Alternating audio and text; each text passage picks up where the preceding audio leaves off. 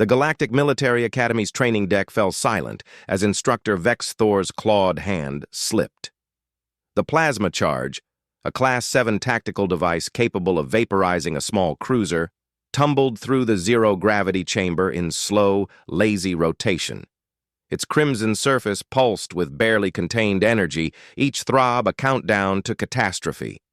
43 cadets from 17 different species froze. The Krovan students' scales turned pale. The Metharian gasped through their breathing apparatus. Even the usually unflappable Zelti pressed their sensory tendrils flat against their skulls in terror. All except 2 humans. Harrison's hand shot toward the emergency bulkhead controls, but Maeva was already moving. While others processed the danger, while synapses fired and muscles tensed in preparation for flight, the young human woman launched herself through the weightless void with purpose that bordered on reckless. "Maeva, no!" Harrison's shout came too late. Her fingers wrapped around the plasma charge 3 seconds before it would have struck the chamber's wall.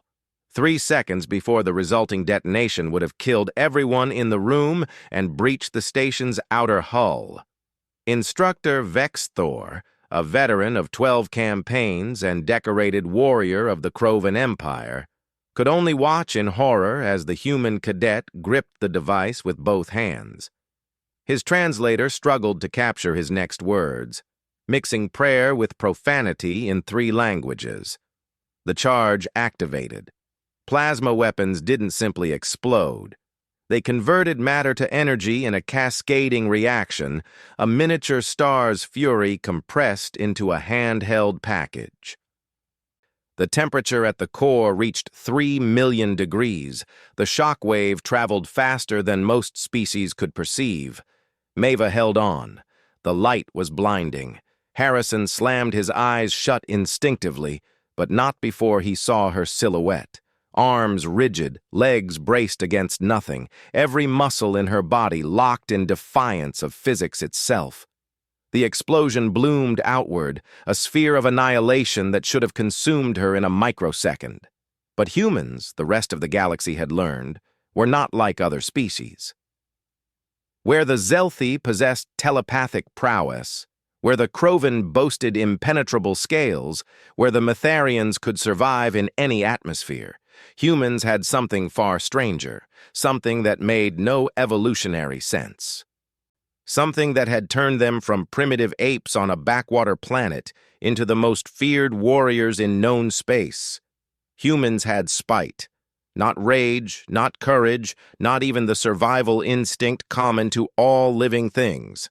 Spite, that uniquely human ability to look at the universe's laws and simply refuse to acknowledge them.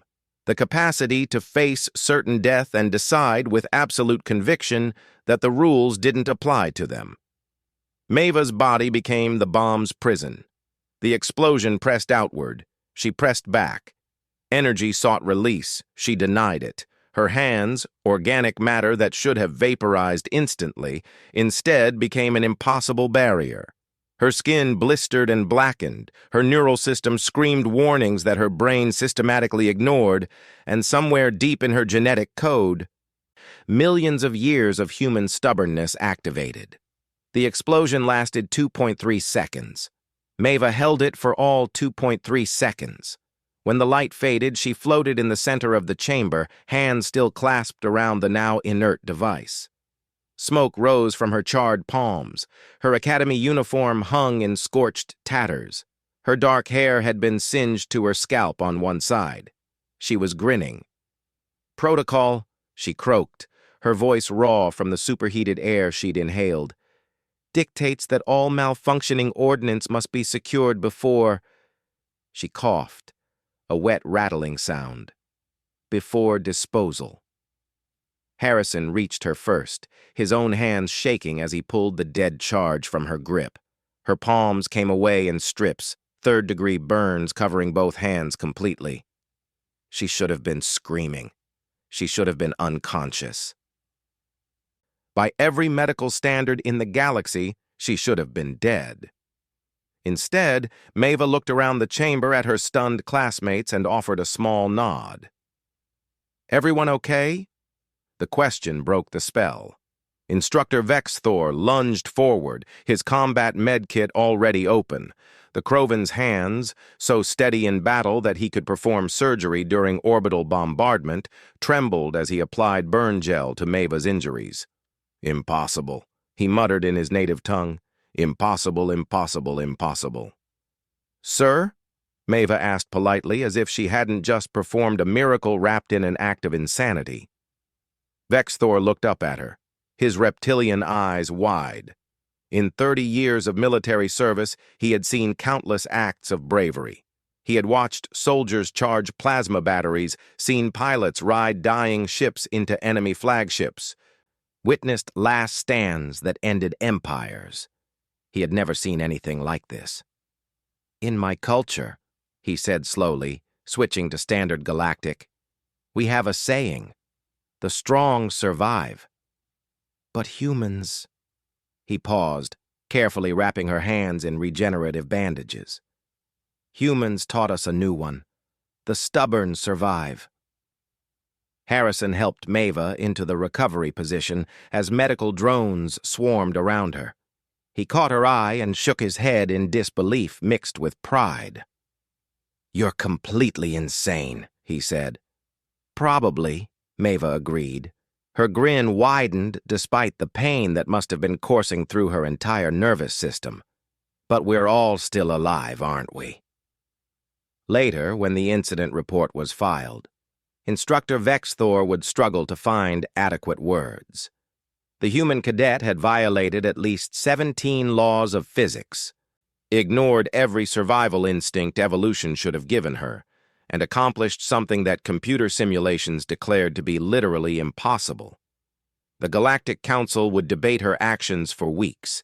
Scientists would demand tissue samples. Military theorists would redesign entire tactical doctrines around this single event. But on the training deck, as Maeva was loaded onto a medical shuttle, her classmates understood something the bureaucrats and academics never would. Humanity hadn't conquered the stars through superior technology or natural advantages. They had done it through sheer, bloody-minded refusal to accept limits. And that, more than any weapon, made them terrifying. The plasma charge that should have killed 43 cadets sat in the evidence locker, inert and harmless. In Maeva's scorched handprints on its surface, the entire galaxy could read humanity's message. "Try us.